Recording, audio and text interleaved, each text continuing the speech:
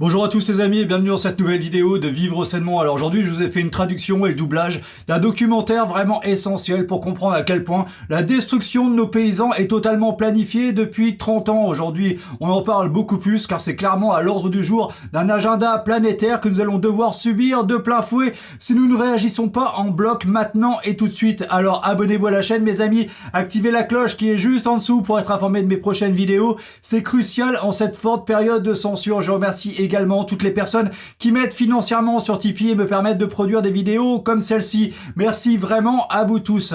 Alors on va commencer de suite et regardez bien jusqu'à la fin pour comprendre tout le processus mis en place pour tuer définitivement nos petits paysans, nos petits agriculteurs, voler leurs terres et ensuite voler les nôtres. Car oui, c'est également à l'ordre du jour. D'ici 2030, vous ne posséderez plus rien et vous serez heureux. Alors le combat de nos paysans, c'est aussi notre combat, c'est le combat de tous les citoyens et c'est maintenant. Je vous aime très très fort les amis et bon visionnage.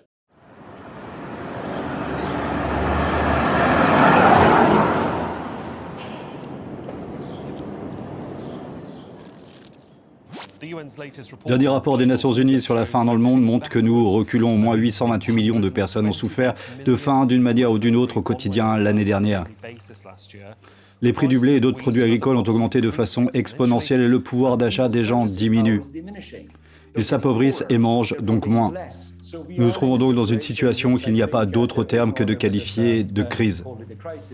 Nous vivons une crise alimentaire mondiale. Il est probable que vous ressentiez déjà l'impact de cette crise, que ce soit en constatant la hausse des prix des denrées alimentaires et lors de vos achats hebdomadaires ou en constatant que les stocks sont limités au supermarché. Tout a augmenté, les prix ont grimpé en flèche. En ce qui concerne la pénurie alimentaire, oui, nous avons parlé de pénurie alimentaire et elle sera réelle. Nous sommes au beau milieu d'une crise climatique et pourtant nous devons nourrir une population croissante tout en opérant des changements. Cette salade de grillons pourrait être la clé pour résoudre les pénuries alimentaires mondiales. On dit qu'elle a le goût du poulet. J'ai toujours aimé tout ce qui contient des fourmis noires parce qu'elles ont une saveur unique, de zeste de citron et de poivre. Le résultat final est un encas, des grillons entiers grillés ou de la poudre de protéines pour les bars et le granola. C'est un petit pas vers un grand mouvement, ce qui est passionnant.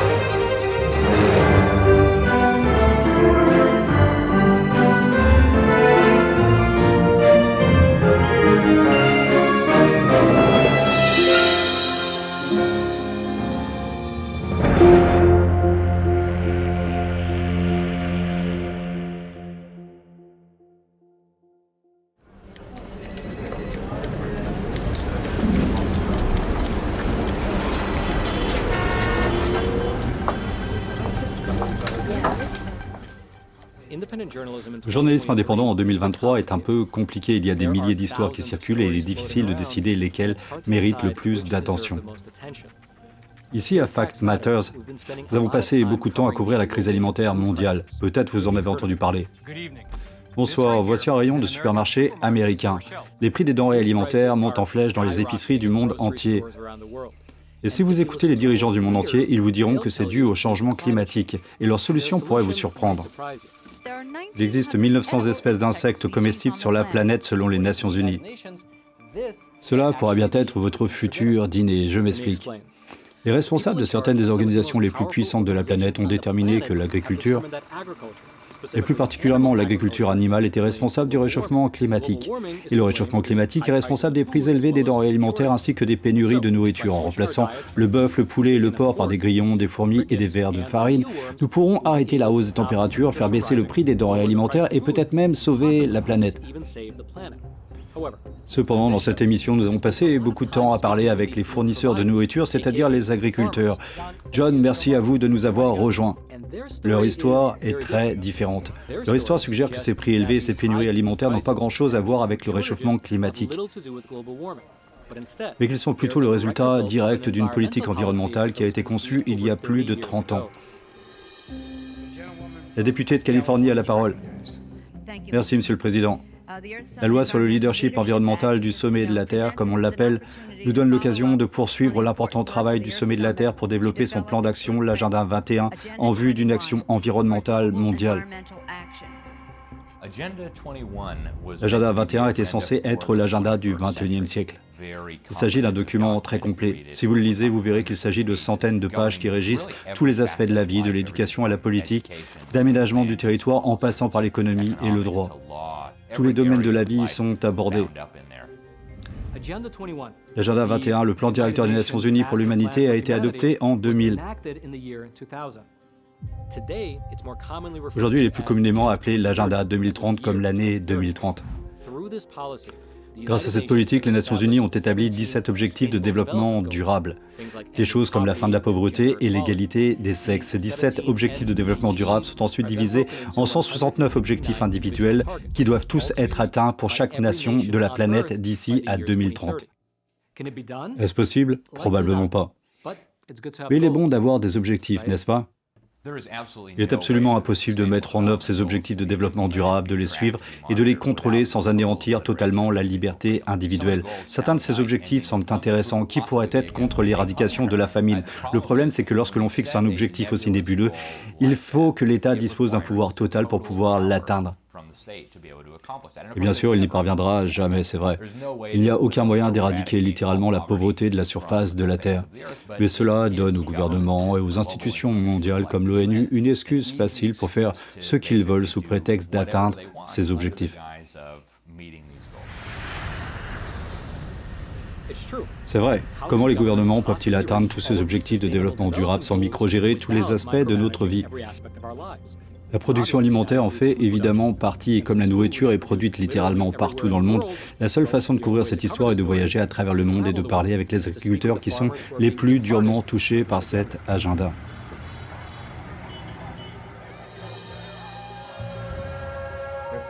Ils sont en train d'effondrer l'ordre actuel pour composer leur nouvel ordre. Regardez les Pays-Bas. Leur Premier ministre a autorisé son pays, sur décision de justice, à suivre le nouvel agenda Net Zéro du Forum économique mondial qui vise à mettre fin à l'agriculture moderne. Les Pays-Bas sont le plus grand exportateur de viande en Europe et ils ne ferment pas les grandes exploitations agricoles. Ils ferment les petites et moyennes exploitations familiales. Holton, Pays-Bas. Nous possédons un terrain d'environ 120 acres. Nous fabriquons correctement du maïs pour les cochons car nous avons des cochons chez nous. Depuis quand cette ferme appartient-elle à votre famille? Depuis 1930. Cela fait 3 ou 4 générations. Oui, je suis la 4e génération. Vous avez entendu les cochons? Nous les nourrissons 3 fois par jour, c'est l'heure. Ils commencent à être rassasiés. Je pense que nous sommes la dernière génération. Si ça continue comme ça, il n'y a pas beaucoup d'avenir pour la ferme. Je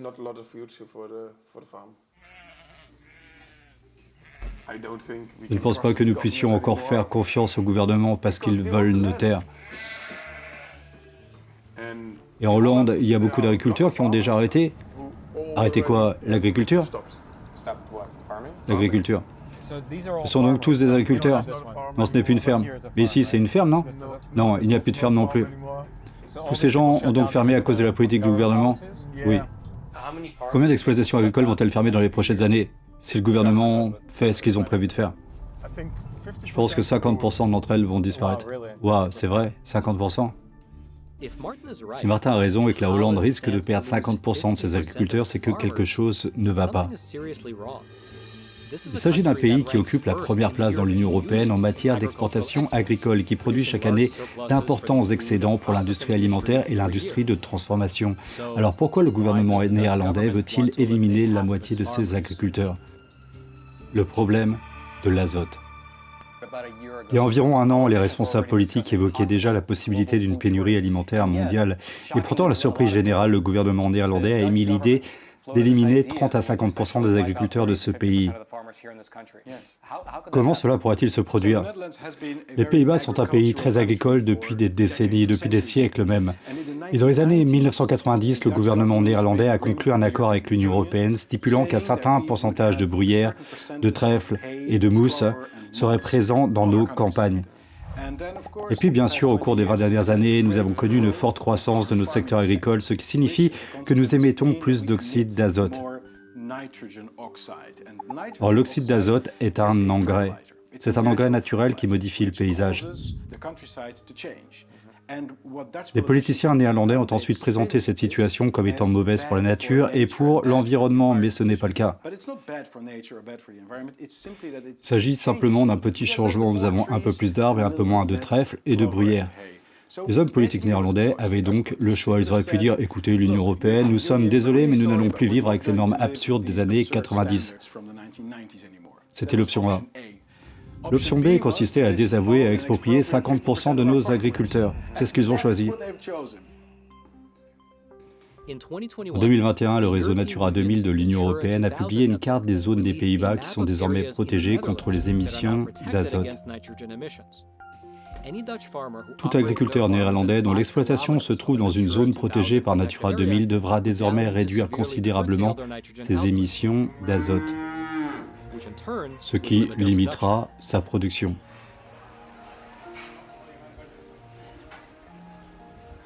Le problème de l'azote est une invention, c'est un gros mensonge. L'azote n'a rien à voir avec l'environnement, il s'agit simplement de se débarrasser des agriculteurs. Buvez du lait cru? Oui. Pensez que le lait cru est bon? Avez-vous vu mon fils? Je lui ai donné du lait cru. Qu'arrive-t-il aux agriculteurs locaux? Beaucoup d'entre eux vendent-ils? Non, pour l'instant, on ne peut même pas vendre à cause de la réglementation. Les propriétés sont en quelque sorte sans valeur. Un autre agriculteur ne peut pas acheter nos terres parce qu'il n'a pas le droit d'y être agriculteur lui aussi. Si vous ne pouvez pas vendre votre propriété, elle ne vaut plus rien. Et je pense que le gouvernement peut s'en emparer sans l'acheter. Il n'a même pas besoin de l'acheter, il la prend tout simplement. Et que pensez-vous qu'ils en feraient? Pensez-vous qu'ils en feraient des appartements? Oui, ils disent qu'ils ont besoin de beaucoup de terrain pour construire des maisons. Et il y a tellement d'immigrants qui viennent ici en ce moment et ils disent « Oui, nous avons besoin de maisons pour eux. C'est pourquoi nous avons besoin de vos terrains. » On dirait qu'ils veulent faire de la Hollande une grande ville. Le problème, c'est que dans les campagnes, il y a beaucoup de drapeaux néerlandais à l'envers, beaucoup de mouchoirs rouges en signe de solidarité avec les agriculteurs. Mais quand on va dans les grandes villes, on parle aux gens. Les jeunes ne savent même pas ce qui se passe, non. Il se peut donc que ce ne soit que lorsque les rayons des magasins seront vides qu'ils réaliseront enfin ce qui se passe. Exactement, alors il sera trop tard. Oui, mais c'est ce qui se passe. Ferme de poulets Nichols, à Batman, Pays-Bas. Nous avons ici une ferme avec des vaches laitières et des poulets, environ 200 vaches, 50 000 poules pour les œufs. Comment les politiques relatives à l'azote vont-elles affecter votre exploitation? D'après la carte, nous devons réduire de moitié. La moitié? La moitié. Serez-vous en mesure de le faire? J'en sais rien. Je pense que nous devrions fermer une grange. Koksdorp, Pays-Bas. C'est quoi ces silos ici? Qu'est-ce que c'est? Il y a de la nourriture, c'est de la nourriture, 3 types d'aliments pour les petits, les moyens et les grands. Pensez-vous que si la politique d'azote entre en vigueur, le prix des aliments va augmenter? L'année dernière, le prix a augmenté de 60 à 70%, soit 30 à 40 € de plus par porc. Zeevold, Pays-Bas. Sur la base de la carte des ressources Natura 2000 publiée par le gouvernement, dans quelles mesures devriez-vous réduire vos effectifs? Jusqu'à présent, cette région a perdu 12% de ses effectifs, 12% de vaches en moins. Cela va trop loin, cela met les agriculteurs sur la paille.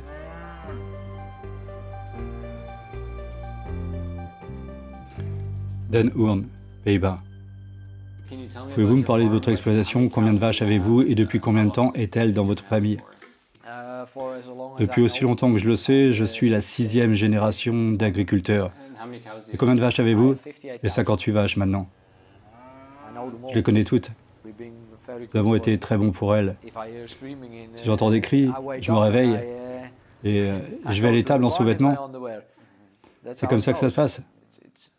Ce n'est pas un travail, c'est 24 heures sur 24, 7 jours sur 7.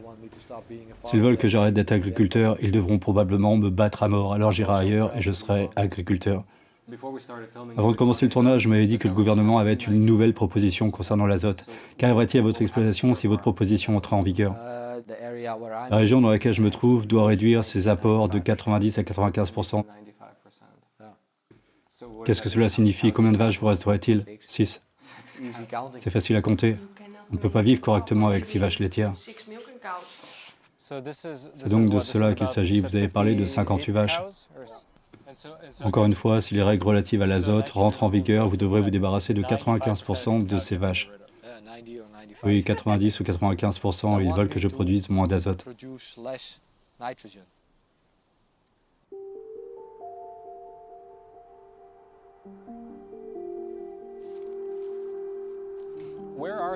Où sont les plantes qui veulent protéger? Est-ce seulement l'herbe?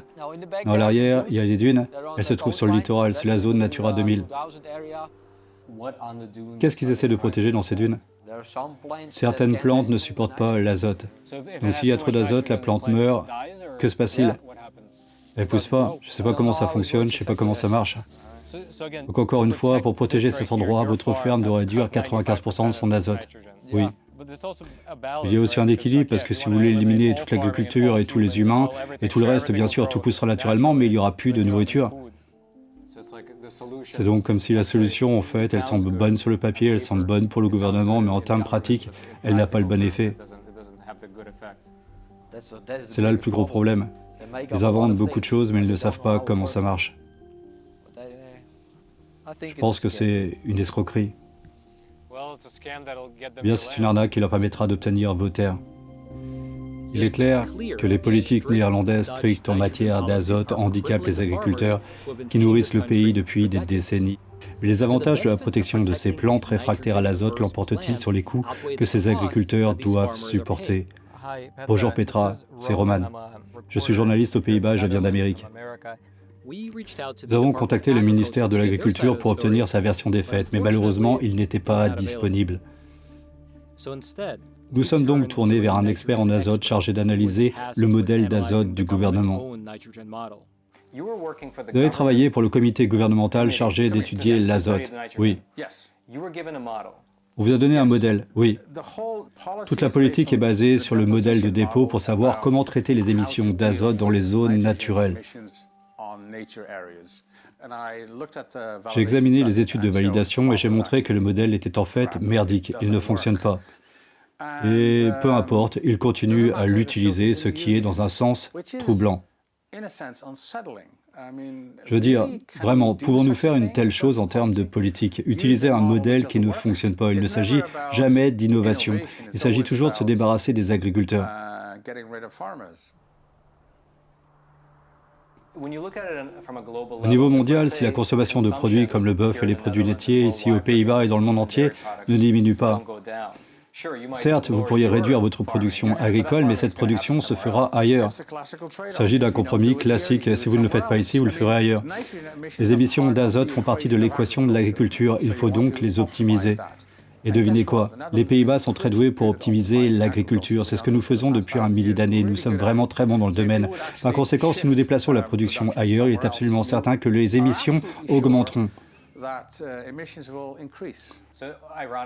Paradoxalement, si l'on veut réduire les émissions à l'échelle mondiale, il faudrait développer l'agriculture aux Pays-Bas. C'est tout à fait vrai. C'est l'exemple même de l'idée stupide de supprimer l'agriculture ici parce qu'elle doit être maintenue ou augmentée ailleurs. Nous sommes donc un peu dans l'embarras aux Pays-Bas en ce qui concerne les politiques relatives à l'azote. S'il ne s'agit pas d'azote, de quoi s'agit-il? J'ai toujours dit que la crise de l'azote était avant tout une crise inventée à les fabriquer et la seule solution proposée est l'expropriation forcée. C'est donc le gouvernement qui va s'emparer de leurs terres. Selon vous, quelles sont les raisons pour lesquelles le gouvernement tente de prendre les terres des agriculteurs? Les Pays-Bas connaissent une crise du logement. Comme vous le savez, c'est un tout petit pays, nous avons beaucoup d'habitants et notre population augmente en raison de l'immigration. Nous avons besoin de place pour ces immigrants. Je pense que c'est en partie pour cette raison que le gouvernement veut ces terres. Ils ont besoin de maisons. Et ils ont besoin de construire des maisons, ce qui est amusant parce qu'apparemment, construire des maisons, c'est aussi ce qui émet de l'azote. Mais ce n'est pas à eux qu'ils s'en prennent. Ils s'en prennent spécifiquement aux agriculteurs parce qu'ils veulent leurs terres. C'est donc le but ultime. Ce que dit Eva est tout à fait logique. Au fur et à mesure que la population mondiale augmente, la terre prend de la valeur et celui qui possède la terre a le pouvoir. En Amérique, le gouvernement soutient fortement l'agenda 2030. Mais ce pays a été fondé par des agriculteurs et la propriété foncière est l'ingrédient clé qui protège le peuple américain de l'emprise du gouvernement. La guerre des droits de propriété. Comment les pères fondateurs envisageaient-ils les droits de propriété en Amérique? En Amérique, le concept est celui de l'autonomie, c'est-à-dire que c'est nous, le peuple, qui dirigeons notre gouvernement. Nos pères fondateurs ont compris que le petit propriétaire foncier est l'élément le plus important de l'État. L'idée était de répartir les terres entre les citoyens afin qu'ils puissent toujours contrôler leur gouvernement.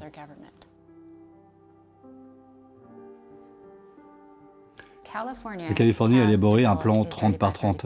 La Californie a mis en place un plan 30 par 30 dans l'État. Voici la carte des zones protégées. Je suis ici aujourd'hui pour promouvoir un effort visant à préserver et à protéger plus de 30% des terres de l'État. Le 7 octobre 2020, le gouverneur de Californie, Gavin Newsom, a signé un décret qui a fait de la Californie le premier État du pays à s'engager pour atteindre l'objectif 30 par 30. Il s'agissait d'un engagement pour placer 30% des terres et des eaux de l'État sous le contrôle du gouvernement d'ici à 2030. 30 par 30 d'ici à 2030, tel est le mandat. L'objectif ultime est qu'il n'y ait pas de propriété foncière, de sorte que nous ne possédions rien. Soit nous possédons des biens, soit nous sommes des biens. C'est vraiment ce que nous combattons du point de vue de la gouvernance mondiale. Ils doivent éliminer notre capacité à contrôler notre gouvernement, ce qui signifie qu'ils doivent prendre nos terres.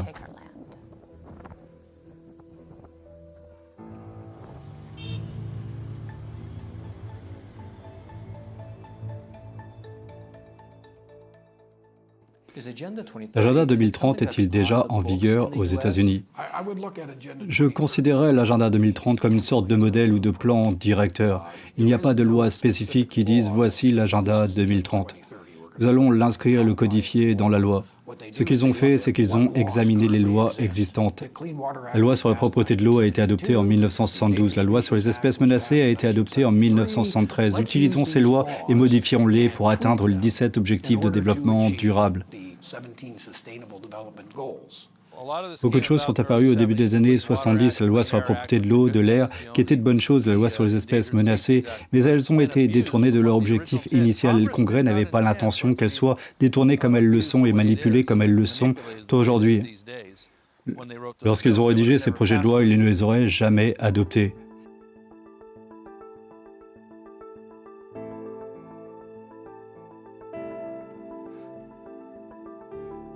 Vous avez mentionné la loi sur les espèces menacées d'extinction et la manière pour exproprier. Pouvez-vous nous en dire un peu plus? La loi sur les espèces menacées prévoit que pour protéger une espèce, il faut pouvoir protéger son habitat. Il s'agit de terre. Dans de nombreux cas, les défenseurs de l'environnement utilisent donc la loi sur les espèces menacées pour empêcher le développement.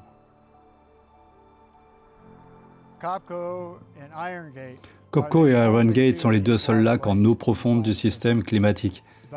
Mais le mouvement écologiste a créé une crise pour sauver le saumon Coho.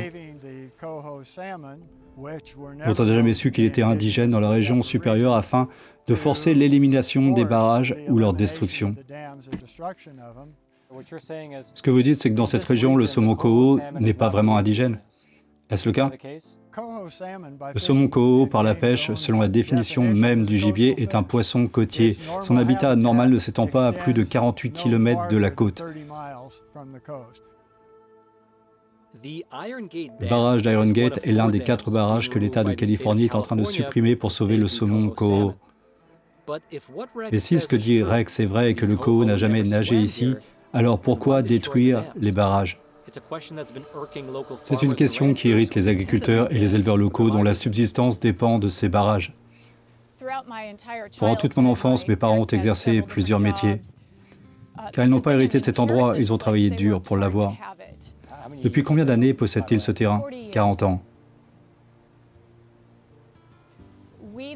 Nous aimons cette terre. Mais compte tenu de ce programme mondial, nous avons l'impression qu'il se trouve maintenant dans notre arrière-cour.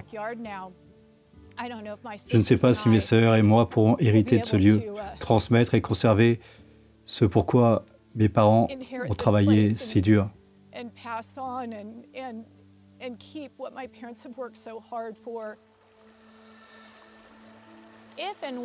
Si et quand ces barrages seront détruits, nous n'aurons plus accès à l'eau à laquelle nous avons droit. Cela aura un impact total sur nos moyens de subsistance. Je pense que c'est criminel. L'Office national des ressources en eau nous dit qu'il veut voir le Coho dans cette rivière, mais il n'y a aucune preuve historique de la présence du Coho ici.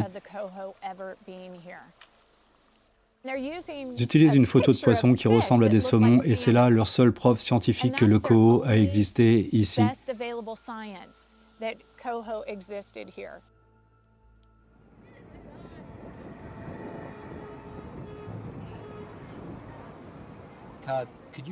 Todd, pourriez-vous présenter et nous faire part de votre expérience en ce qui concerne les voies navigables et les barrages en particulier?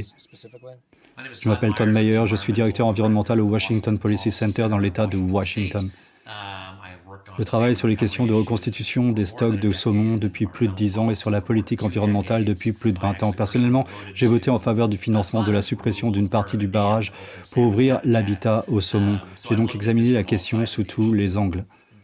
Le projet de démantèlement de barrages qui se déroule actuellement sur le Klamath serait le plus important du monde, est-ce vrai? Devrait commencer cette année ou l'année prochaine. D'après votre expérience en matière de reconstitution des stocks de saumon, existe-t-il un moyen d'atteindre l'objectif de reconstitution des stocks de saumon Coho sans démanteler ces barrages? Oui, la suppression des barrages n'est pas une panacée. Beaucoup d'autres facteurs influencent les populations de saumon. Ici, dans l'État de Washington, il y a 10 ans, nous avons supprimé 2 barrages sur la rivière Elva. Et on a prétendu que les populations se rétabliraient et que nous pourrions à nouveau pêcher aujourd'hui. En fait, au cours des 10 dernières années, les populations sont restées pratiquement les mêmes qu'au cours de la décennie qui a précédé la suppression des barrages. C'est parce qu'il y a beaucoup d'autres facteurs qui jouent un rôle dans la reconstitution des stocks de saumon. Et je pense que trop souvent les gens se focalisent sur le roman de la destruction des barrages et que cela devient l'intérêt primordial. Alors que d'autres projets qui pourraient être bien plus bénéfiques pour l'environnement ne sont même pas évalués. Parce que nous nous focalisons sur une seule approche. Qu'est-ce qui pousse à cela? Qu'est-ce qui fait que les gens veulent simplement démolir les barrages et n'écoutent pas, par exemple, votre point de vue, votre opinion sur le fait qu'il y a tellement d'options différentes qui pourraient être mises en œuvre et qui ne seraient pas aussi extrêmes? Je pense qu'il s'agit d'un problème fondamental lorsque la politique environnementale est davantage axée sur la politique que sur les résultats. Ces barrages sont en train de tomber et il est grand temps. Les avantages qu'en retirent les politiciens et les militants écologistes s'apparentent à une politique de l'identité. Ils se considèrent comme des écologistes et veulent donc l'exprimer de manière très forte. Il s'agit essentiellement d'un signal de vertu. C'est le plus grand projet de démantèlement de barrages de l'histoire des États-Unis. La démolition des barrages est spectaculaire. Plus c'est spectaculaire, mieux c'est. Mais si quelque chose ne fonctionne pas par la suite, ok? L'Elva, ça fait 10 ans. Le saumon ne s'est pas rétabli comme nous l'avions prévu. Par conséquent, nous aurions probablement dû faire quelque chose de différent. Quelqu'un a-t-il été tenu pour responsable? Tous ceux qui ont promis que le saumon se rétablirait, qu'il atteindrait des niveaux exploitables? Quelqu'un a-t-il été tenu responsable pour ces erreurs? Non. Outre les suppressions de barrages, l'État de Californie a également adopté des réglementations d'urgence en matière de sécheresse, menaçant d'interdire aux éleveurs d'utiliser leurs propres eaux souterraines.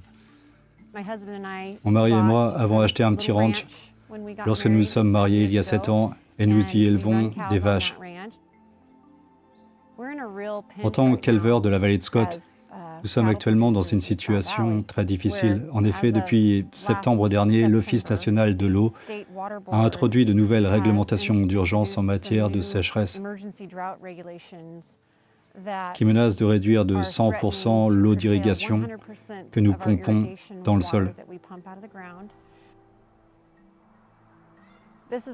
Tout cela au nom de la sauvegarde du saumon Coho. Si cela continue dans cette voie, que pensez-vous qu'il arrivera à votre ferme? Ma propriété n'a pas beaucoup de valeur sans les droits de l'eau qui l'accompagnent. L'eau est ce qui permet à tout de fonctionner dans la vallée de Scott. On ne peut rien faire sans eau. Nous devrions donc déménager, car si nous ne pouvons pas faire de l'élevage dans la vallée de Scott, il n'y a rien d'autre à faire. Il semble que le saumon ne soit techniquement menacé nulle part. On peut en trouver dans les magasins, on peut en manger. Pourtant, ils invoquent la loi sur les espèces menacées pour vous priver des droits sur l'eau. Avez-vous l'impression que le saumon est la seule vraie raison ou qu'il se passe quelque chose en coulisses? Il ne s'agit absolument pas du saumon, c'est une question de contrôle de l'eau. Cela n'a rien à voir avec le poisson. Il s'agit d'un projet de réensauvagement, quel qu'en soit l'impact. Il s'agit d'un consortium entre le ministère des Ressources en eau et les pêcheurs californiens. Ils s'efforcent de s'assurer le contrôle de toute l'eau de l'État de Californie, y compris les eaux souterraines.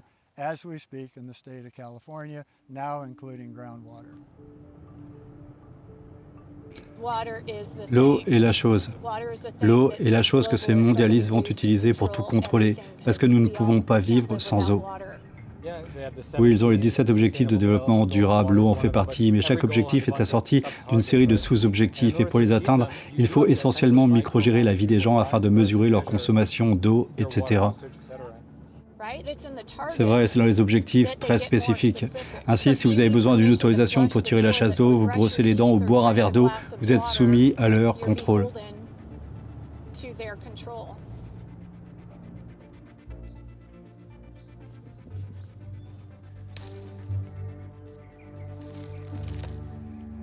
Ce qui constitue une grande menace pour les États-Unis, c'est une élite bigotière qui a grandi pendant 50 ans dans le luxe et l'abondance et qui ignore totalement la source de sa richesse. Ils ne savent pas que les conséquences de leur idéologie se traduiront par une diminution de l'énergie et de la nourriture.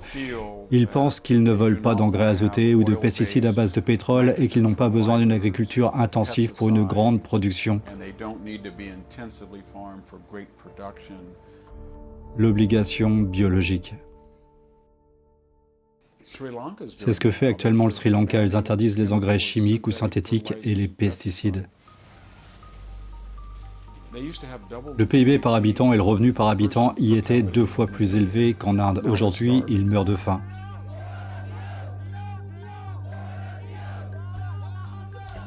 Est-ce vraiment ce qui arrive à un pays lorsque ses politiques sont mises en œuvre? La mise en œuvre de l'agenda 2030 peut-elle vraiment conduire à l'effondrement d'une nation entière? Le Sri Lanka est situé en Asie du Sud, juste à côté de la côte sud de l'Inde. La campagne sri-lankaise est composée de villages collectifs remplis de petits agriculteurs de subsistance qui doivent relever des défis uniques, comme par exemple monter dans des cabanes dans les arbres pour chanter les anciens chants de leurs ancêtres afin d'empêcher les éléphants de s'attaquer à leurs récoltes.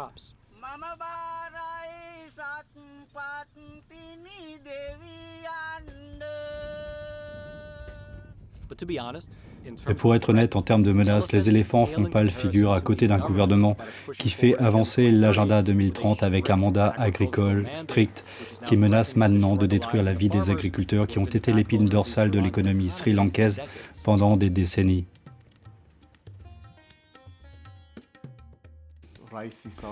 Le riz est notre principal denrée de base et au début des années 1950, nous avons apporté 60% de nos besoins en riz d'autres pays. Ainsi, en avançant de 1952 à 2020, beaucoup de choses ont changé, n'est-ce pas? Beaucoup de changements. Les agriculteurs ont commencé à utiliser des engrais synthétiques en 1952, ce qui nous a permis d'obtenir des rendements très élevés. Et depuis 2008, nous produisons plus de riz que nous pouvons en consommer. En d'autres termes, il y a eu un excédent. C'est un véritable bond en avant.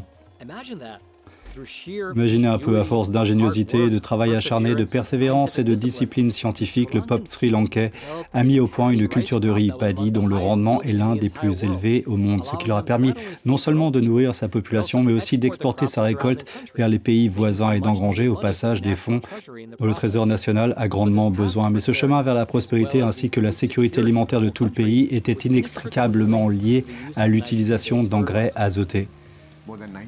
Plus de 90% des agriculteurs utilisent des engrais synthétiques. Permettez-moi de vous expliquer pourquoi les engrais sont nécessaires. Pour obtenir 5 tonnes de riz, le plant de riz a besoin d'environ 105 kg d'azote. Si vous ne mettez pas ces nutriments dans le sol, celui-ci devient infertile. Vous devez le fertiliser pour vous assurer que la quantité d'azote nécessaire peut être fournie à la plante. Sinon, vous n'obtiendrez pas de rendement.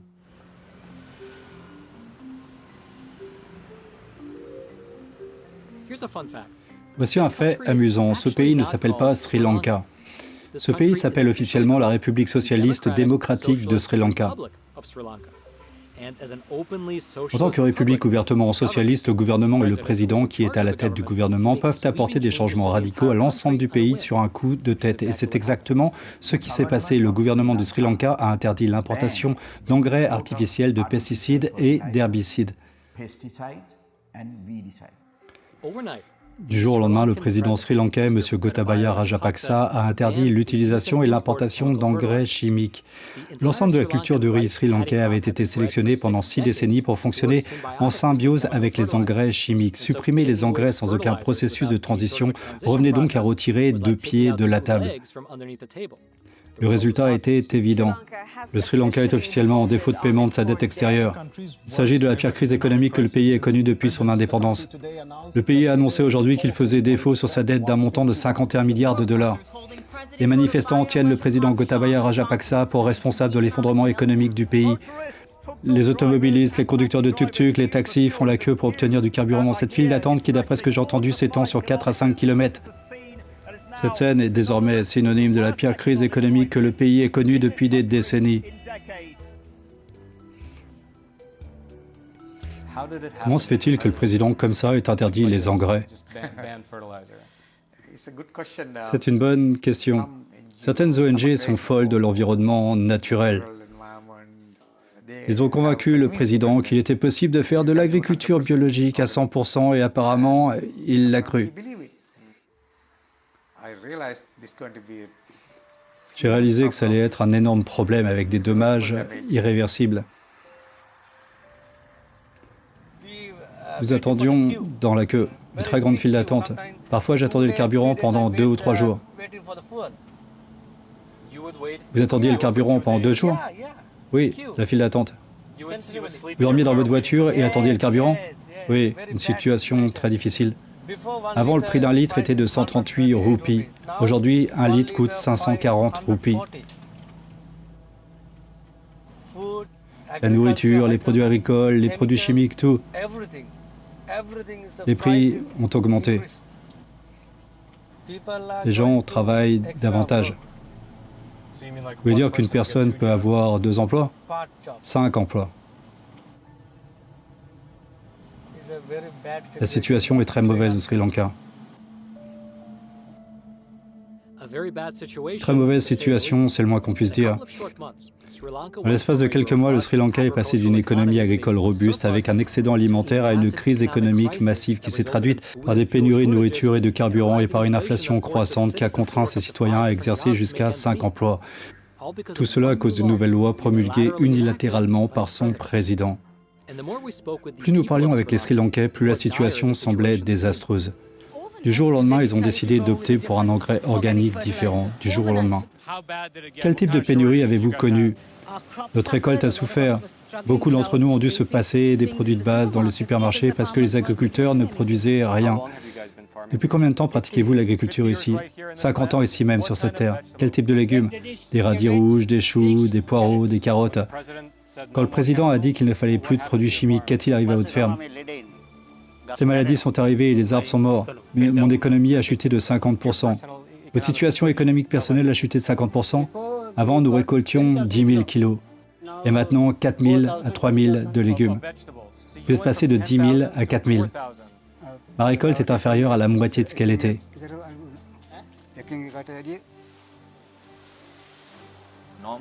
Normalement, nous pouvons remplir 5 boîtes, soit environ 5 000 kg de thé frais. Vous dites qu'avant, il n'y avait pas que ça? Toutes ces boîtes étaient pleines? Oui, la différence est énorme.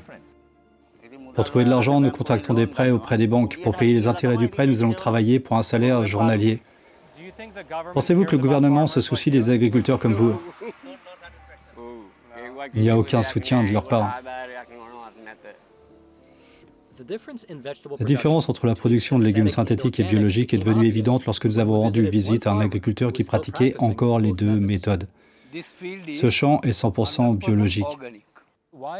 Pourquoi seule cette petite parcelle est-elle biologique? Pourquoi tout n'est-il pas biologique? Si l'on compare l'autre culture et la culture biologique, le rendement est un peu plus faible.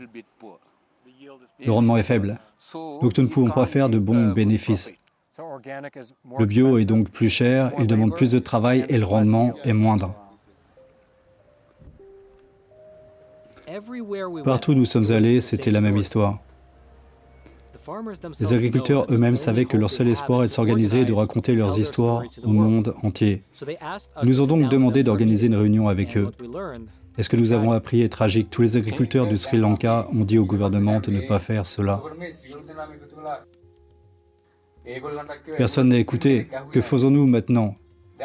Toutes les fermes se sont effondrées.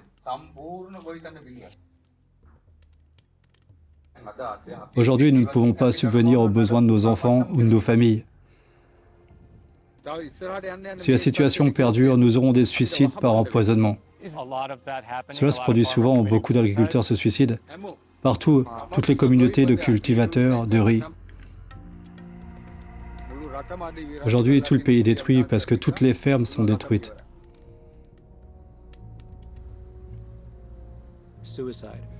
Le suicide. Les agriculteurs indépendants de Sri Lanka se suicident en conséquence directe de l'agenda 2030. Et pour quelle raison? Qu'y a-t-il de si menaçant dans les engrais synthétiques qui sont plus importants que les moyens de subsistance de ces agriculteurs et dans certains cas, de leur vie?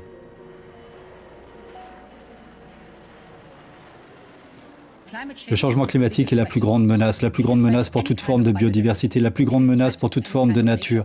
Bien sûr, c'est aussi la plus grande menace pour les êtres humains.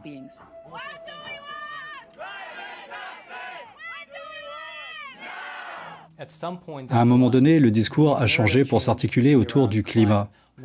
Qu'en était-il avant cela? Comment justifiait-on le fait d'imposer un contrôle accru du haut en bas de l'échelle? Juste avant le climat et l'environnement, la guerre froide était en fait le prétexte pour avoir un gouvernement fédéral incroyablement grand et puissant. En fait, on constate une rupture très nette lorsque le Club de Rome s'est réuni en 1991, alors que l'État soviétique et les États communistes d'Europe de l'Est étaient en train de s'effondrer. Le Club de Rome, très puissant, élitiste, Michael Gorbatchev était évidemment présent. De nombreux Américains éminents, des gens comme Al Gore, se sont réunis et ont rédigé ce document incroyable dans lequel ils disaient « Nous avons besoin d'une nouvelle justification pour cet État tout-puissant ». La nouvelle excuse sera donc que l'environnement va être endommagé et le climat va nous nuire. Attendez, quoi? Je n'arrive pas à croire ce que je viens d'entendre. Les dirigeants mondiaux ont-ils vraiment exposé ce plan mondialiste en langage clair dans un livre physique en 1991? Je suis allé sur Amazon et j'ai trouvé la première révolution mondiale qui déclare, je cite, « En cherchant un ennemi commun pour nous unir, nous avons eu l'idée que la pollution, la menace du réchauffement climatique, les pénuries d'eau, la famine et d'autres choses du même genre feraient l'affaire. Le véritable ennemi est donc l'humanité elle-même. »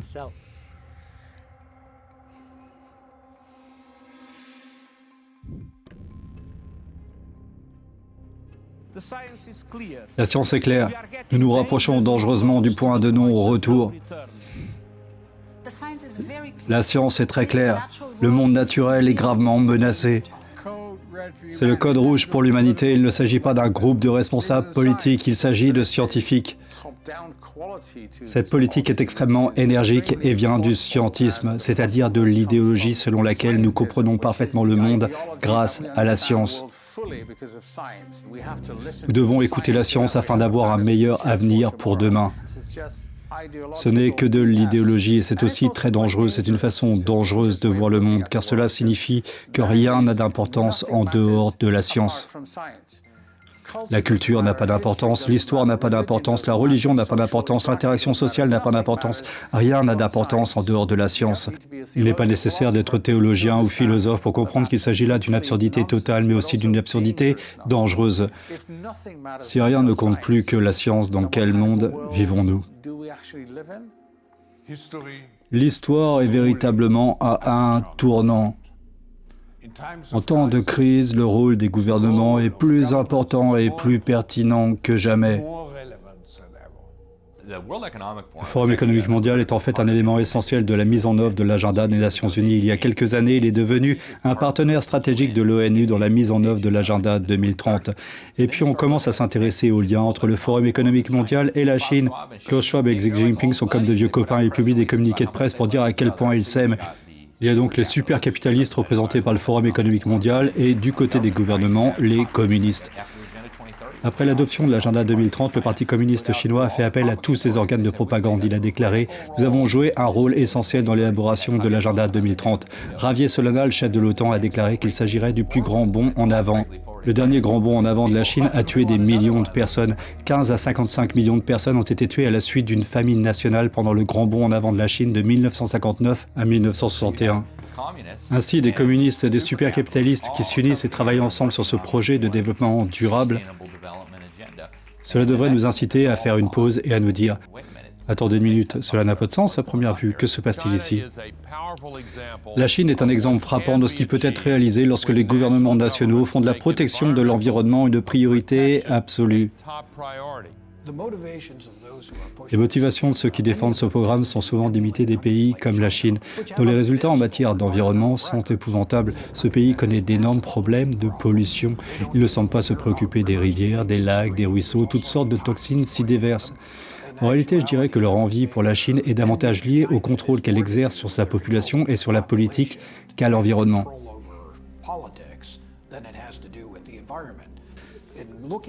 En regardant cela, il semble que l'environnement soit un outil pour atteindre le pouvoir plus qu'un but en soi pour protéger la nature. Les Pays-Bas.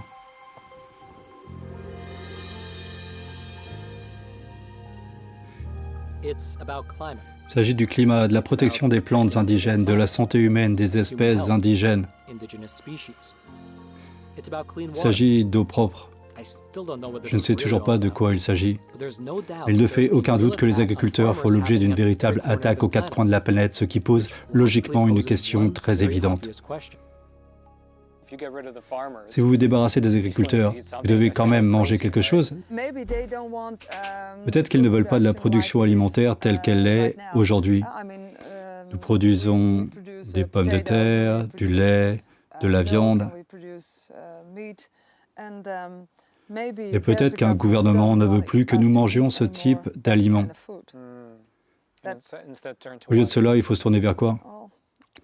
Des insectes, je ne sais pas. Il y a ces nouveaux projets de loi où l'on cultive des insectes. Les gens qui se font expulser de leur terre parlent-ils, pour certains d'entre eux, de passer à l'élevage d'insectes? Non, je connais aucun agriculteur qui travaille aujourd'hui avec des vaches et qui souhaite se lancer dans l'élevage d'insectes. Absolument pas. C'est un véritable cauchemar. Même en tant que consommateur, je ne pense pas que je veux manger d'insectes. Je ne sais pas s'ils sont bons pour moi. Oui, moi non plus. Mais au cas où vous ne le sauriez pas, l'élevage d'insectes est désormais une réalité et même Iron Man est de la partie. On dirait que je pourrais faire du cacao avec ça. Qu'est-ce que c'est? C'est une protéine premium à base d'insectes. Elle est fabriquée à base de molitor, c'est-à-dire de larves de vers de farine. La société s'appelle Yinsect et vient d'être approuvée par l'Union européenne pour la consommation humaine. Et comme l'a mentionné Ninky, l'engouement pour les insectes est en train de prendre de l'ampleur ici aux Pays-Bas également. Que constatez-vous en ce moment aux Pays-Bas? Y a-t-il beaucoup d'agriculteurs qui se tournent vers les insectes? Ce serait un scénario fantastique, mais à ce stade, ce n'est pas encore le cas. J'ai une question. Je suis à Amsterdam en ce moment et j'ai parlé à une entreprise appelée Bugs. Ils ont dit que vous faisiez des services de traiteur pour le cricket. Oui, c'est ça, nous produisons des boulettes de viande, des hamburgers, des shawarma, ce genre de choses à partir d'insectes. Et nous les vendons à des restaurants dont 8 disposent actuellement de nos produits. Puis nous les fournissons à des sociétés de traiteurs. Je parlais à une entreprise à Rotterdam qui m'a dit que vous éleviez des insectes. Oui. Pensez-vous que d'autres agriculteurs vont commencer à suivre la même voie? Peut-être, mais en Europe, il est assez difficile de faire changer les consommateurs d'avis sur les insectes. Non, les choses ne vont pas aussi vite que nous l'avions prévu quand nous avons commencé. Serait-il possible que je vienne? J'aimerais beaucoup voir à quoi ressemble une telle ferme.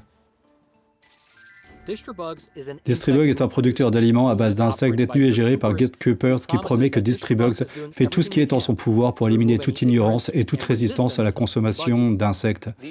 Voici les vers de farine, ok? Oui. Et voici les grillons. Oui. Combien d'exploitations agricoles pratiquent actuellement l'élevage d'insectes aux Pays-Bas? Je pense qu'il y a une vingtaine d'élevages de vers de farine et 8 ou 9 élevages de grillons pour l'instant. Oh, c'est pas tant que ça? Non, c'est pas tant que ça, non. Pensez-vous que de plus en plus d'agriculteurs se tourneront vers l'élevage d'insectes plutôt que vers l'élevage de bovins ou de moutons? Oui, je pense qu'il y aura beaucoup de nouveaux agriculteurs qui produiront des vers de farine et des grillons. Vous avez donc l'impression qu'il s'agit d'un secteur en pleine expansion? Oui. Les insectes entrent par cette porte, nous les faisons cuire dans cette marmite. Pour l'instant, nous pouvons traiter environ 500 kg par jour. C'est important? Oui, mais cela doit être plus.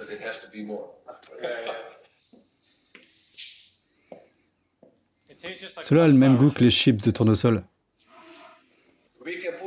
Nous pouvons mettre des insectes dans tous les produits. Nous fabriquons des boulettes de viande, des hamburgers, des rouleaux de saucisses et des pâtes, du pain, des smoothies et des milkshakes, etc. C'est donc un peu l'avenir de l'alimentation? Oui, c'est l'avenir de l'alimentation. Supposons que quelqu'un qui regarde ce film soit opposé à l'idée de manger des insectes. Que lui diriez-vous? Chacun doit faire son propre choix. Oui ou non? En ce moment, sur Twitter, on peut lire des informations à ce sujet. On attrape le cancer en mangeant des vers de farine, on attrape le cancer en mangeant des insectes, personne ne le sait. J'espère donc que nous pourrons lancer de nouveaux produits sur le marché, mais il s'agit d'un marché à développer, nous devons donc pousser.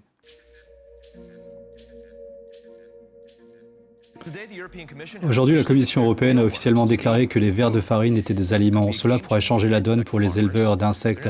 Ils espèrent maintenant développer leurs activités et faire des insectes une autre source de protéines pour les Européens, même s'il ne s'agit que d'une niche.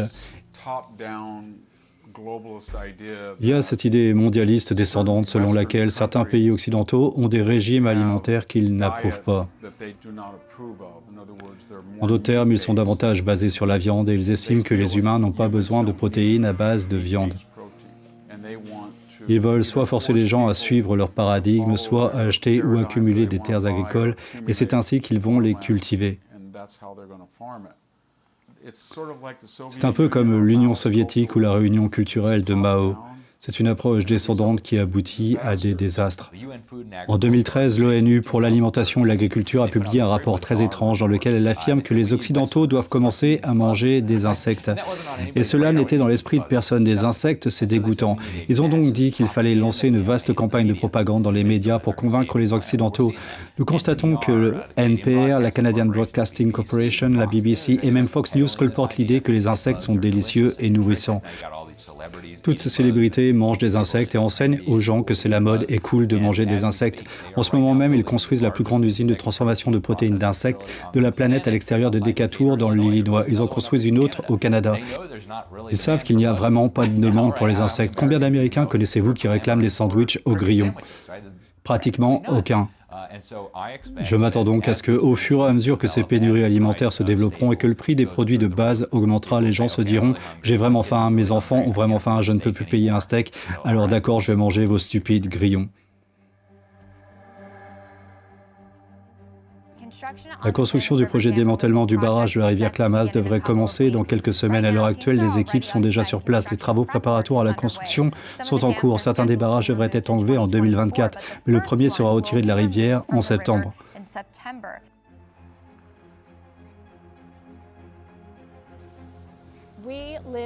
Nous vivons dans la peur. Qu'est-ce qu'ils vont faire à côté de nous? Lorsque les gens remontent la route, nous demandons s'ils ne sont pas en train de se faufiler sur notre propriété pour essayer de prendre des photos. Des drones nous ont survolés pour essayer de prouver quelque chose, n'importe quoi, que nous faisons de mal sur cette rivière, et c'est intimidant. Si nous nous dirigeons vers une crise alimentaire mondiale, comme nous l'entendons constamment, nous devrions peut-être relâcher la pression sur les fournisseurs de denrées alimentaires. Nous ne pratiquons pas l'agriculture et l'élevage avec une marge importante. Nous ne le faisons pas pour gagner beaucoup d'argent et emmener notre famille en vacances. Nous le faisons parce que nous aimons ce mode de vie. Nous aimons élever nos enfants, apprendre à faire quelque chose de productif, fournir aux gens quelque chose dont ils ont vraiment besoin. J'espère simplement que nous ne perdrons pas les ranchs de la vallée de Scott, parce que je ne sais pas ce qu'elles deviendraient sans l'agriculture. Qu'est-ce qui remplacerait nos champs? Ce sera soit une sorte de développement, soit, je suppose, des fermes d'entreprises. Quand on voit des gens comme Bill Gates s'emparer de terres agricoles et qu'on lit ce que sa fondation dit à propos de l'agriculture, quand ils disent que nous allons avoir un type particulier d'agriculture, ils veulent de grands blocs gérés par le gouvernement ou par un consortium privé, où ils disent « nous n'aurons pas de protéines d'origine animale, nous n'aurons pas de parcs à bestiaux, nous n'aurons pas d'élevage de dinde, nous n'aurons pas de poulets ». Les universitaires ont toujours les réponses, mais jamais dans le monde réel. Et ils font beaucoup de dégâts. Partout où l'on regarde, les petites et moyennes exploitations sont englouties par ces méga-exploitations parce qu'elles ne peuvent plus suivre, elles ne peuvent plus se conformer à ces flux incessants de réglementation.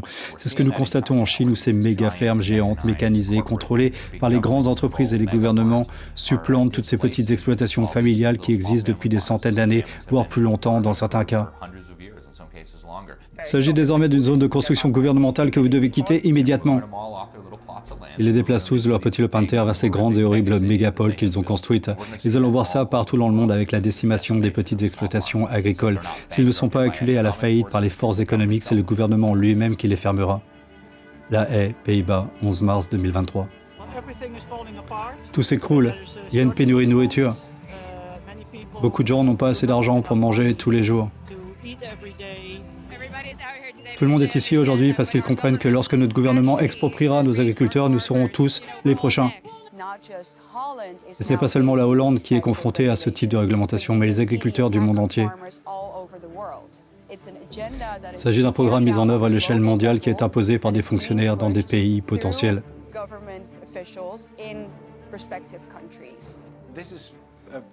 C'est précisément de cette manière que les mondialistes ont réussi à prendre le contrôle des parlements et des gouvernements nationaux. 20 pays représentent 80% de toutes les émissions. Pour commencer à résoudre le problème, il faut s'assurer que ces 20 pays font ce qu'ils ont à faire. Nous devons les amener à la table des négociations et exercer un effet de levier supplémentaire. La leçon que j'ai apprise l'année dernière, c'est qu'il faut de l'argent, de l'argent, de l'argent et de l'argent. Ils suivent un scénario dans lequel ils pensent déjà du point de vue d'un système mondial bureaucratique et quasi totalitaire de gouvernance. Il s'agit d'un agenda, et tous ces pays mettent en œuvre les mêmes politiques. Ils ont donc ciblé les agriculteurs parce que c'est l'ordre du jour. Lorsque la nation américaine a été fondée, 95% des gens étaient des citoyens de la terre. Ils possédaient leur propre terre et étaient complètement indépendants, autonomes. Ils cultivaient leur propre nourriture, ils étaient indépendants. Ils étaient économiquement viables. L'agriculture a deux objectifs. Elle ne produit pas seulement de la nourriture, mais aussi des citoyens. John, pouvez-vous nous donner une idée de ce que coûte l'exploitation de votre ferme en ce moment, cette année, par rapport à la même période de l'année dernière? Eh bien, actuellement, les coûts ont triplé pour ma propre exploitation agricole et pour de nombreux agriculteurs dans tout le pays. Je pense que les prix des denrées alimentaires vont augmenter dans tous les domaines. Les prix des denrées alimentaires ont déjà augmenté de façon spectaculaire un peu partout l'année dernière aussi, et nous risquons de voir de plus en plus d'étagères vides en Amérique. Même le président promet des pénuries alimentaires dans sa conversation. Il n'y a donc aucune raison que cela ne se produise pas. Ce sont les gens qui vont souffrir, et pas seulement les agriculteurs qui essayent de gagner leur vie. C'est l'approvisionnement alimentaire de ce pays qui est à la base de notre sécurité, de la capacité de notre nation à produire des céréales et des cultures que nous produisons. Qui nous approvisionne nous-mêmes, mais aussi nos alliés, nos partenaires commerciaux dans le monde entier, qui va en pâtir. La planète compte aujourd'hui 8 milliards d'habitants, et cela ne sera pas possible si l'on permet à l'agriculture de continuer à être mécanisée et à subir des modifications génétiques. Et je ne pense pas qu'ils le comprennent. S'ils modifient cela, des gens vont souffrir de famine. Nous nous dirigeons, je pense, vers une période de pénurie alimentaire très importante.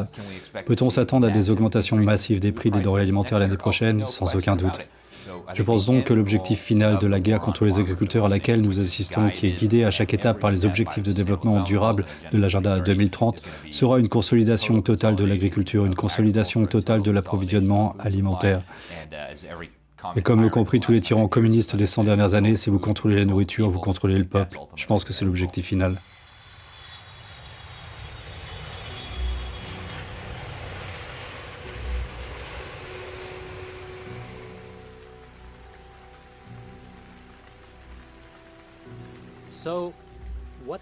Qu'en est-il maintenant? Devons-nous nous aligner sur l'ONU, sacrifier nos régimes alimentaires actuels et nous tourner vers d'autres sources de protéines comme les insectes? Allons-nous sacrifier nos petits agriculteurs indépendants et leurs moyens de subsistance en faveur d'espèces qui peuvent ou non être menacées, ou de plantes qui ne peuvent pas être remplacées par des arbres en raison d'un accord conclu entre politiciens au siècle dernier? Devons-nous priver tous les agriculteurs du monde entier des engrais synthétiques qui, selon eux, sont essentiels pour nourrir notre population? Si l'Amérique a été construite pour être gouvernée par le peuple, alors c'est le peuple qui devrait prendre ses décisions, n'est-ce pas? Et si les petites entreprises font faillite et que la classe moyenne se réduit tandis que les prix des denrées alimentaires montent en flèche et que les rayons des épiceries se vident, il est peut-être temps de regarder ce qui se passe chez nos amis d'Asie et d'Europe et de décider si la voie qu'ils suivent est la bonne.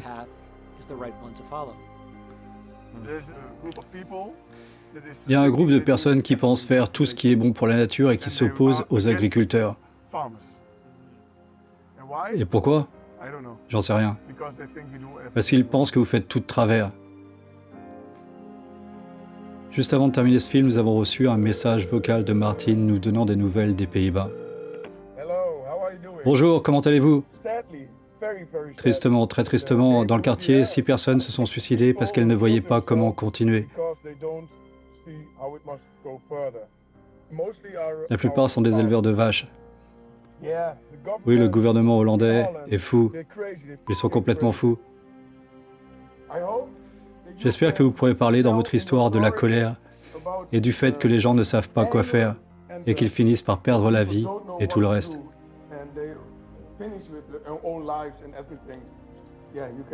Oui, vous pouvez le dire au monde entier.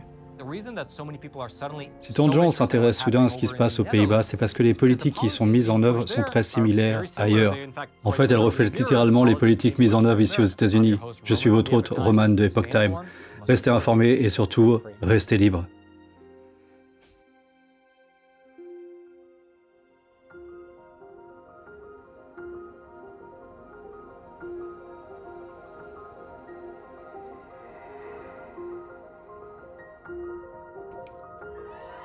Le 15 mars 2023, le parti BBB, soutenu par les agriculteurs hollandais, a remporté 15 sièges aux élections provinciales, donnant ainsi aux agriculteurs néerlandais le pouvoir de bloquer les réglementations environnementales strictes du gouvernement.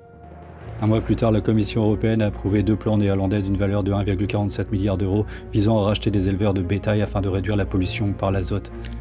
Le gouvernement néerlandais a déclaré qu'il prévoyait d'acheter de force et de fermer 3000 exploitations pour se conformer au mandat de l'Union européenne en matière d'émissions. L'économie sri-lankaise s'est contractée de 8% en 2022. Après 13 années consécutives d'excédent de riz, le pays a de nouveau été contraint d'importer sa principale denrée de base pour nourrir la nation. Le nouveau gouvernement sri-lankais a pris des initiatives pour fournir des engrais synthétiques au secteur agricole et le pays est maintenant dans une phase de redressement.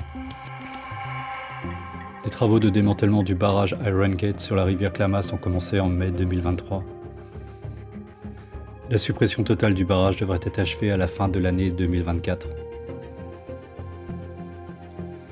Malgré un hiver spectaculaire de pluie et de neige en Californie du Nord, le ranch de Debbie dispose aujourd'hui de moins d'eau que lorsque sa famille a acheté les terres il y a 40 ans. Le 23 mai 2023, Theodora a écrit une lettre au gouverneur Newsom de Californie pour lui demander d'annuler sa proclamation d'urgence sur la sécheresse de 2021, qui demandait aux agriculteurs et aux éleveurs de la vallée de Scott de réduire leur consommation d'eau souterraine. Toutefois, le gouverneur maintient sa vigilance. Les conditions ont radicalement changé dans l'ensemble de l'État, mais pas suffisamment dans des endroits comme Klamath et autour du bassin du fleuve Colorado pour appeler à la fin de la sécheresse en Californie. 4 espèces d'insectes ont été approuvées par l'Union européenne pour la consommation humaine. De nombreuses autres espèces sont en attente d'approbation et seront probablement disponibles l'année prochaine. Et maintenant, nous avons Ninky Koopman, une agricultrice avec 80 vaches. C'est difficile. Je ne sais plus vraiment comment parler à ce gouvernement parce qu'il n'écoute pas. En fait, ce n'est plus une démocratie en Hollande. C'est ce que je ressens. C'est pour cela que je fais de la politique. S'ils veulent vous priver de votre liberté, ils vous priveront de votre nourriture.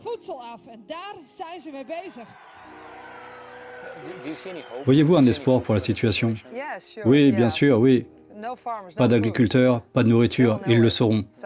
Alors oui, nous devons continuer à nous battre pour cela. Et oui, nous avons le meilleur métier du monde.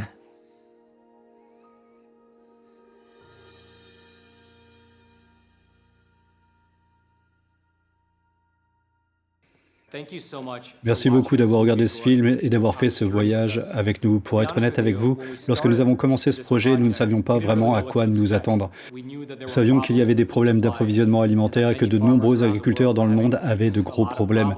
Mais nous ne savions pas à quel point la situation était vraiment grave. Et les agriculteurs que nous avons pu présenter dans ce documentaire, aussi puissantes que soient leurs histoires, chacun représente 1 millier, 10 000 autres agriculteurs que nous n'avons pas pu présenter. Mais leurs histoires sont tout aussi déchirantes et aussi terribles. Les Américains et les Néerlandais risquent de perdre leurs terres générationnelles et leurs entreprises, qui appartiennent à leur famille depuis 5 ou 6 générations et qui deviendront la propriété du gouvernement. Dans d'autres pays, comme le Sri Lanka, les gens meurent de faim à cause de ces politiques gouvernementales. Et pour être honnête avec vous, l'une des choses les plus déchirantes pour moi au cours de ce voyage a été de parler à ces agriculteurs et de recueillir leur histoire. Et c'était tellement difficile à écouter. Ensuite, nous nous rendions en ville et parlions aux habitants, en particulier aux jeunes, et ils n'avaient aucune idée de ce qui se passait. Nous leur posions des questions sur les politiques relatives à l'azote ou au climat, ou sur d'autres politiques liées à l'eau. Et non seulement ils ne savaient pas ce qui se passait, mais ils se rangeaient naturellement du côté du gouvernement. Ils pensaient naturellement que mettre ces agriculteurs en faillite serait le prix à payer pour sauver la planète. Et quand j'ai entendu cela, pour être honnête avec vous, j'ai vraiment eu l'impression que c'était l'armement de la compassion. Ces institutions mondialistes profitent du souhait et du désir des gens d'être bons et d'aider les autres, et elles s'en servent pour faire avancer leur programme, quel qu'il soit. C'est ce qui m'a le plus brisé le cœur. Et pour être franc avec vous, nous avons au moins pu réaliser ce projet et permettre à ces agriculteurs de s'adresser au monde entier par le biais de ce documentaire. Je vous remercie donc d'avoir regardé ce documentaire. Si vous pouvez le partager avec le plus grand nombre de personnes possible, nous avons créé une page spéciale. Vous pouvez soit scanner ce code QR, soit vous rendre sur le site web que vous voyez en ce moment à l'écran. Grâce à cette page web, vous pouvez partager ce documentaire avec vos amis, votre famille, vos collègues, vos voisins, votre communauté et même vos ennemis, afin qu'ils sachent vraiment ce qui se passe. C'est la seule façon d'éviter que le prochain grand bond en avant ne se traduise par une famine et une catastrophe mondiale qui coûteront la vie à des millions de personnes. Car écoutez, que s'est-il passé en Chine avec le grand bond en avant? Ces politiques semblaient excellentes sur le papier. Personne n'était convaincu qu'il fallait faire un grand bond en avant et tuer 50 millions de personnes. C'est pourtant ce qui s'est passé, malheureusement, après avoir creusé cet agenda nous-mêmes. C'est peut-être ce qui se passera ici, où ces politiques qui semblaient si bonnes, si justes, si nobles et si compatissantes aboutiront à une famine mondiale. Et je déteste le dire, mais il y a des forces dans ce monde qui pensent que c'est une bonne idée. Quel meilleur moyen de revenir à la nature que s'il y avait moins de monde? Je vous invite donc à vous rendre sur ce site web et à partager ce documentaire avec vos amis et votre famille. Sur ce site, il y a 2 options. Vous pouvez simplement la partager avec eux ou vous pouvez le faire fructifier. Vous pouvez les abonner en indiquant simplement leur adresse électronique. Ils seront agréablement surpris, j'en suis sûr. Et s'il vous plaît, partagez ce documentaire avec le plus grand nombre de personnes possible parce que cette information doit être vue par tout le monde dans le monde entier.